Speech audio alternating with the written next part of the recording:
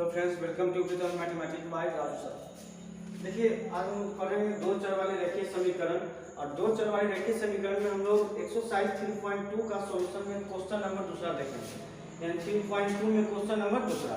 देखिए, अनुपात a1 बटा a2 b1 बटा b2 और c1 बटा c2 की तुलना कर ज्ञात करें कि निम्न समीकरण युग्म द्वारा निरूपित रेखाएं एक बिंदु पर प्रतिच्छेद करती है, समांतर है अथवा समपाती है।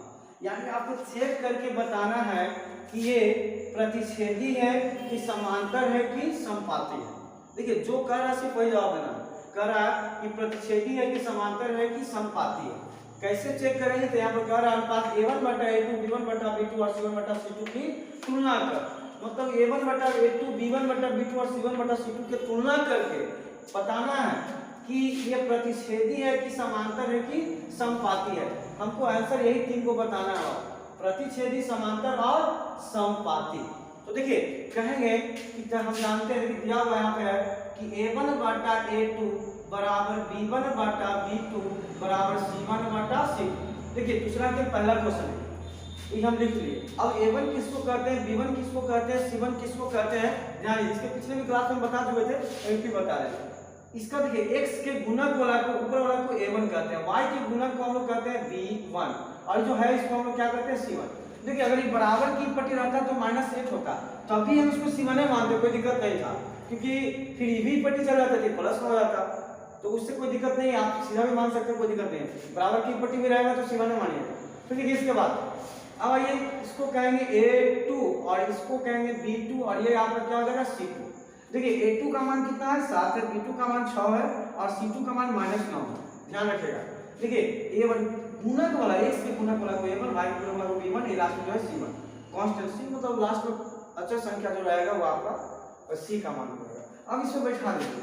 बोले a1 का मान देखिए कितना है 5 है, a2 का मान कितना है 7 है, बराबर b1 का मान कितना है -4 और b2 का मान कितना 6।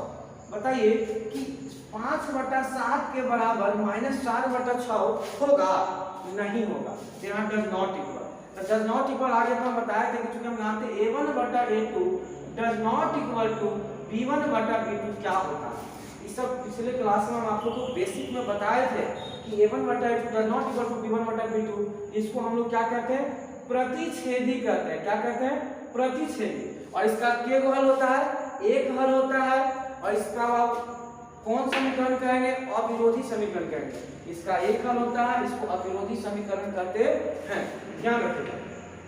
देखिए, इसी प्रकार से दूसरा क्वेश्चन देखिए। अब इसको भी उसी प्रकार से कहेंगे, a1 है, ये b1 है, c1 है। दिमाग में सेट कर लीजिए।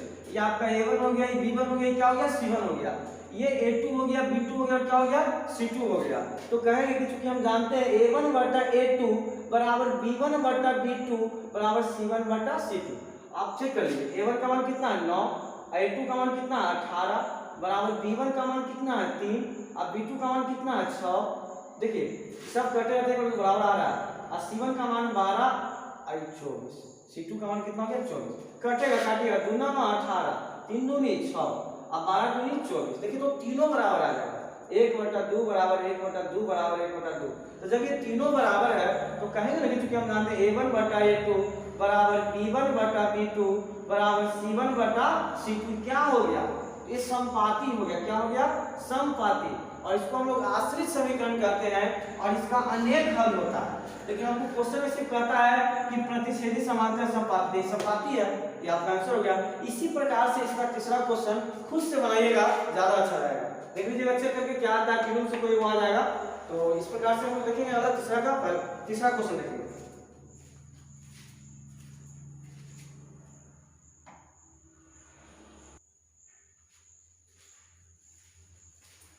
ध्यान दीजिएगा, तीसरा क्वेश्चन। देखिए, तीसरा क्वेश्चन क्या करता है, बिल्कुल सेम वैसे है जैसे दूसरा हम लोग बनाए थे, वैसे ही तीसरा भी है, थोड़ा सा चेंज है। देखिएगा, कहता है अनुपात a1 बटा a2 b1 बटा b2 और c1 बटा c2 की तुलना कर ज्ञात करें कि निम्न समीकरण युग्म संगत है या असंगत। यहाँ पे सिर्फ पूछ रहा है कि संगत है या असंगत, सिर्फ इतना ही पूछ रहा है, संगत या असंगत। अब जानिए कि संगत किसको कहेंगे और असंगत किसको कहेंगे। तो देखिए, ये सभी चीजें आप लोग को पिछले क्लास में हम आप लोग को बता चुके थे, बेसिक क्लास में। दो चर वाले रेखीय समीकरण का बेसिक में हम बता चुके हैं, फिर भी बता रहे हैं। देखिए a1 बटा a2 does not equal to b1 बटा b2। अगर ये है तो प्रतिच्छेदी होगा, इसे बताएगा प्रतिच्छेदी होगा, एक हल होगा, अवरोधी समीकरण होगा, और इसको हम लोग कहते हैं संगत। क्या कहेंगे? संगत। और a1 बटा a2 बराबर b1 बटा b2 बराबर c1 बटा c2, ये आपका हो जाएगा संपाती, इसको हम लोग कहेंगे आश्रित समीकरण, और इसका हल क्या होगा तो अनेक हल होगा, और यह भी आपका क्या हो जाएगा? संगत। अगर ये दोनों टर्म में है तो क्या हो जाएगा? संगत। लेकिन अब ये संगत किस टर्म में होगा? देखिए a1 बटा a2 बराबर b1 बटा b2 does not equal to c1 बटा c2। ये क्या होता है? जब a1 बटा a2 बराबर b1 बटा b2 does not equal to c1 बटा c2, ये समांतर होता है, और इसको हम लोग कहते हैं विरोधी समीकरण, और इसका कोई हल नहीं होता है, और इसी को हम लोग कहते हैं असंगत। क्या कहते हैं? असंगत। ध्यान में रखिएगा। तो संगत असंगत किसको कहते हैं तो पता चल गया। अब तो पहचान लीजिएगा कि संगत कौन होगा, असंगत कौन होगा। अगर ये दो टर्म में रहेगा तो संगत, अगर इस टर्म में आएगा तो असंगत। अब देखिए इसको चेक करना है। कहेंगे a1 बटा a2, कहेंगे इसको हम जानते हैं a1 बटा a2 बराबर b1 बटा b2 बराबर c1 बटा c2। बताइए a1 का मान कितना है? 3 है, यहाँ पे लिखिए 3 बटा a2 का मान कितना है? 2 बराबर b1 का मान कितना है? 2 अब बटा b2 का मान कितना है? -3 है, लिख दिए। अब बताइए कि 3/2 इज इक्वल टू 2/-3 के बराबर है। पहले इधर देख लीजिएगा, अगर बराबर रहेगा तो आगे बढ़िएगा, नहीं रहेगा तो डज नॉट लगा दीजिएगा। तब बताइए कि जब डज नॉट लग गया तो क्या हो गया? a1 बटा a2 does not equal to b1 बटा b2। देखिए अभी यहाँ पे साइड में बताया हुआ आपको कि अभी क्या हो गया? संगत हुआ क्या? संगत। तो आपको यहाँ पे सिर्फ पूछ रहा है संगत, तो हम संगत का जवाब देंगे। अगर कहा था कि प्रतिच्छेदी है कि कौन समीकरण है, अगर पूछता तो कहते कि ये प्रतिच्छेदी है, इसका एक हल होगा, और यह विरोधी समीकरण है, और यह संगत भी होगा। आप पूरा भी लिख सकते हैं, कोई दिक्कत नहीं, लेकिन एग्जाम में अगर जितना कहेगा उतना नहीं कीजिएगा। तो यहाँ पे इसलिए कहेंगे क्या हो जाएगा? संगत हो जाएगा। क्या हो जाएगा? संगत। जैसे कहेंगे संगत है। अब इसको चेक कीजिए। अब देखिए हम फॉर्मूला लिखे, यहाँ पे लिखा हुआ है, इसी पर तो चेक करना है। यहाँ पे कह दिया ना a1 बटा a2 b1 बटा b2 और c1 बटा c2, यानी अनुपात में दिया हुआ उसी के अनुसार चेक करना। तो इसको डायरेक्ट यहाँ पे लिखा हुआ चेक करना है। ये तो जान रहे a1 b1 क्या हो जाएगा? c1 a2 b2 c2। अब देखिए दिमाग में कंफ्यूजन मत पालिएगा कि सर ये तभी पट्टी था तो इसको c1 मानते हैं, अभी पट्टी है, उससे कोई दिक्कत नहीं है। जो भी है सब जैसे इस पट्टी भी रहेगा तो उसको c1 c2 मानेगा, कोई दिक्कत नहीं। एक पट्टी भी रहेगा तो वैसे, ठीक है। तो देखिए तो 2 डायरेक्ट लिखना है, 2 बटा 4 बराबर -3 बटा -6 है। तब बताइए कि कट जाएगा, माइनस से माइनस 2 3 6 और 2 दूनी 4, तो 1 बटा 2 बराबर 1 बटा 2 आएगा, तो बराबर है तो आगे बढ़ जाएंगे। देख लीजिएगा बराबर से आगे बढ़ जाएंगे 8 बटा 9। अब बताइए कि बराबर हो सकता है? यहाँ पर लिखिए 1 बटा 2 बराबर 1 बटा 2 बराबर 8 बटा 9, यानी 1 बटा 2 के बराबर 8 बटा 9 हो सकता है? नहीं होगा। तो यहाँ पे क्या कर देंगे? Does not. तो जब हम डज नॉट करके तब कहेंगे ना कि हम जानते हैं a1 बटा a2 बराबर b1 बटा b2 does not equal to c1 बटा c2। क्या होता है? समांतर होता है। क्या होता है? समांतर। क्या होता है? समांतर होता है। इसका हल होता है? नहीं, इसका कोई हल नहीं होता है। यह विरोधी समीकरण है, और इसको हम क्या कहेंगे? असंगत। क्या कहेंगे? असंगत। या संगत हो गया आपका। इसी प्रकार से देखिए तीसरा क्वेश्चन, तीसरा क्वेश्चन ध्यान दीजिए, बिल्कुल ऐसा ही है सेम। इसको भी देख लीजिए, इसके बाद हम चौथा देखेंगे। देखिए तीसरा का देखिए a1 है, a2 है, a1 b1 c1 a2 b2 c2। तो देखिए तो 3 बटा 2 अब बटा 9 नीचे लिख दिए।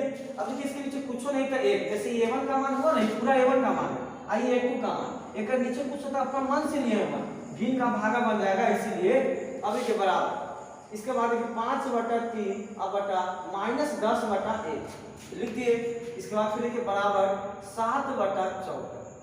अब ध्यान दीजिएगा इसको, पहले तो इसको भिन्न का भागा बनाएंगे, तो 3 बटा 2 गुना पलट जाएगा, तो 1 बटा कितना आ जाएगा? 9। अब इसके बाद देखिए बराबर 5 बटा 3 गुना ये भी पलट जाएगा, तो 1 बटा -10 बराबर 7 बटा 10। जहाँ तक ये कटेगा 3 3 है 9, जो कटेगा उसको काटिएगा, 2 बचे 10। अब बताइए कि 1 बटा 6 बराबर -1 बटा 6 है। 1 बटा 6 के बराबर -1 बटा 6 बराबर होगा? नहीं होगा। तो इसको भी लिखने की जरूरत नहीं था, लेकिन हम लिख दिए थे, लेकिन इसके बाद लिखने की जरूरत नहीं। जब 1 बटा 6 के बराबर -1 बटा 6 नहीं हो सकता, तो यहाँ डज नॉट कर देंगे। और देखिए पहले बारे में डज नॉट नहीं, क्या हो जाएगा? संगत। पहले बारे में डज नॉट आ गया तो संगत। ठीक है, ऐसे अगर लिखते हैं बराबर देख के तो हम इसको काटते हैं, इसका मतलब होता है कि 1/6 के बराबर माइनस 1/6 नहीं हो सकता है, इसको डज नॉट इक्वल बोलते हैं। इसलिए कह सकते हैं कि क्या हो जाएगा आपका संगत, इसी संगत है। इसी प्रकार से इसमें एक क्वेश्चन छोड़ रहा है, आप लोग खुद से बनाइएगा और हम लोग देखेंगे इसके बाद अगला क्वेश्चन।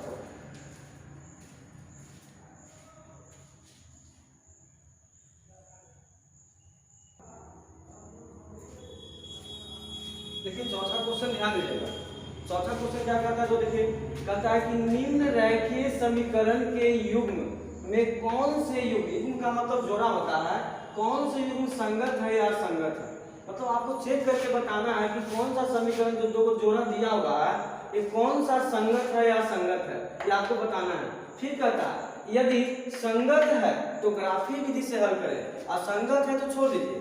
कहता है कि पहले चेक कीजिए कि संगत है कि असंगत। यदि संगत है तो उसको ग्राफीय विधि से हल करना है और यदि असंगत है तो उसे वैसे ही छोड़ देंगे। ठीक है, तो पहले तो चेक करना होगा। तो देखिए पहले चेक करने के लिए हमको पता है a1/a2 बराबर b1/b2 बराबर c1/c2। अभी अनुपात वाला हम लोग चेक करते थे ऐसे ना, अभी तुरंत पता है। देखिए एक समीकरण x + y = 5 2x + y = 10, इसको चेक करके देखते हैं क्या है। देखिए तो यहाँ पे x का कोएफिशिएंट कुछ भी नहीं तो 1, मतलब गुणांक इसका कुछ नहीं तो 1 है। अब बताइए तो a1 का मान कितना हो जाएगा 1, ये आपका a1 है, b1 है, c1 है और ये हो जाएगा a2 b2 c2। देखिए तो a1 का मान कितना है 1 और a2 का मान 2, फिर b1 का मान देखिए 1, b2 का मान कितना है 2 बराबर c1 का मान 5 और c2 का मान कितना 10। यहाँ पे रख दिया। देखिए तो ये कट जाएगा 2 पर से 10, तो 1/2 बराबर 1/2 बराबर 1/2, तीनों बराबर है। तो जब तीनों बराबर है तो यहाँ देख लीजिएगा थोड़ा सा, तीनों बराबर है तो क्या होगा संगत होगा क्या संगत, संगत, क्योंकि ये समपाती है और इसका अनेक हल होगा। यह समपाती है, इसका अनेक हल होगा और इसे आश्रित समीकरण करते हैं, जिसके कारण यह क्या हो जाएगा संगत हो जाएगा। तो यहाँ पे कहेंगे a1/a2 बराबर b1/b2 बराबर c1/c2। तो यहाँ पे क्या हो गया समपाती, और समपाती हो गया तो इसको हम लोग कहेंगे संगत। तो जब ये संगत आपका हो गया तो इसके बाद ध्यान दीजिएगा इसका हम लोग ग्राफ से, कहता है कि ग्राफीय विधि से हल करें। कौन विधि से हल करें, ग्राफीय विधि से हल करने के लिए कहता है। तो देखिए फिलहाल दूसरा समस्या हटा देते हैं, इसको बाद में देख लेंगे, पहले इसको देख लेते हैं। ठीक है, देखिए इसको ग्राफीय विधि से हल करना। तो ग्राफीय विधि हम आपको बताया तो फिर भी बता रहे हैं। देखिए ग्राफीय विधि से कैसे हल करेंगे, कहेंगे समीकरण फर्स्ट को हल करने पर, समीकरण फर्स्ट को हल करने पर। देखिए तो समीकरण फर्स्ट क्या आपका x + y = 5, x + y = 5। इसको हल करेंगे तो x = 5 - y। अब जब x अकेले आ जाएगा तो एक बॉक्स बनाइएगा और इसमें किसको किसको बुलाइएगा, x और y को।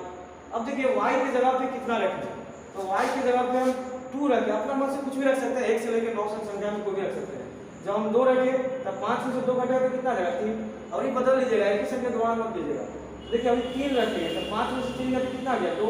इसी प्रकार से अब समीकरण सेकंड में चलेंगे, कहेंगे समीकरण सेकंड को हल करने पर, समीकरण सेकंड को हल करने पर। देखिए इसके बाद समीकरण सेकंड आपका दिया हुआ है 2x + 2y = 10। तो देखिए तो 2x = 10 - 2y, तो x हो जाएगा 10 - 2y/2। फिर यहाँ से एक बॉक्स बनाएंगे और x और y को बुला लेंगे। फिर इसके बाद देखिए x y, यहाँ पे देखिए y की तरफ पर ऐसा मान सोचेगा कि रखे तो कट भी जाए और घट भी जाए। तो देखिए हम 2 ले रहे हैं, अगर हम यहाँ 2 लेंगे तो 2 दूनी 4, 10 में से 4 जाएगा तो कितना आएगा 6, 6 में 2 से भागा देंगे तो आपका आ जाएगा 3।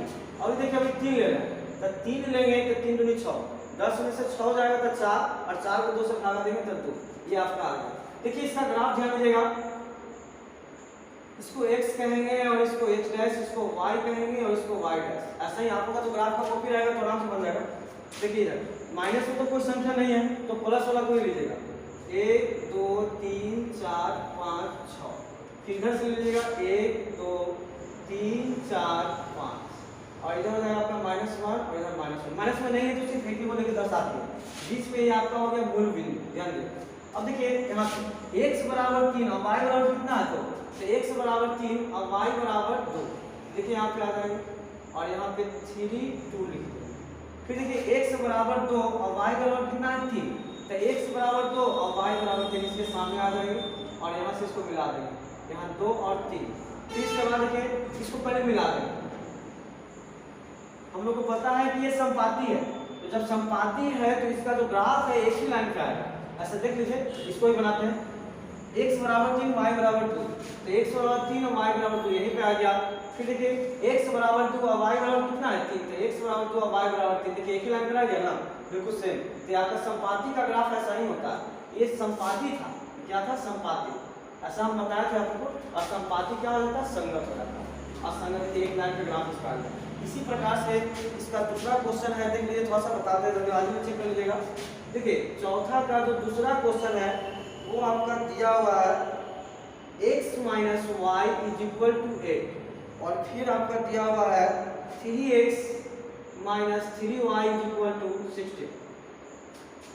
देखिए इसको चेक कर लीजिएगा। देखिए इसका कोफिशिएंट भी कुछ नहीं तो 1 है, और इसका भी कोफिशिएंट कुछ नहीं तो 1 है, मतलब गुणांक x का गुणांक 1, y का गुणांक -1। ध्यान रखिएगा, इसको भी चेक कर रहे हैं, तो डायरेक्ट चेक करें 1/3, देखिए 1/3 a1 a2 a1/a2 बराबर b1/b2, तो -1/-3, तो कट जाएगा, तो बराबर है, आगे चलेगा 8/16 c1/c2। देखिए ये किसके के बराबर है, लेकिन क्या ये बराबर होगा 1/3 के बराबर 8/16 होगा, नहीं होगा, यहाँ डज नॉट इक्वल रहेगा। तो कहेंगे a1/a2 बराबर b1/b2 does not equal to c1/c2। जब डज नॉट लग गया तो किसमें आ गया, यहाँ पे ये आपका है समांतर, इसका कोई हल नहीं होगा, इसको हम लोग विरोधी समीकरण कहते हैं, और यह आपका क्या हो जाएगा, असंगत। और जब यह संगत आ गया तो क्या इसका ग्राफ खींचा जाएगा, नहीं खींचा जाएगा। आपको बोला नहीं है ग्राफ खींचा सकता है, लेकिन आपका क्वेश्चन में कहा नहीं है कि इसका ग्राफ खींचे, जो संगत है सिर्फ उसी का ग्राफ खींचना, असंगत का नहीं खींचना। असंगत के लिए इतना ही तो छोड़ दीजिएगा, आपका आंसर होगा। ठीक है, तो आज इतना है।